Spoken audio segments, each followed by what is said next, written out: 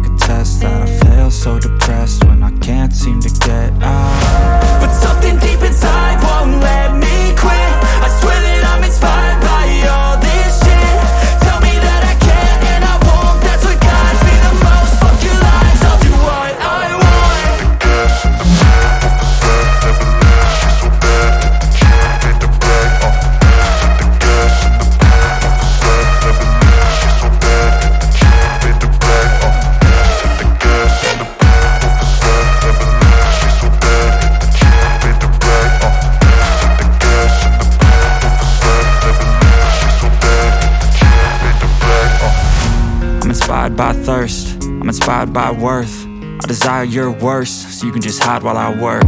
I ain't tired, you first. I'll write a second, third verse about the lies you go disperse. You never did shit, I know it hurts. Something deep inside won't let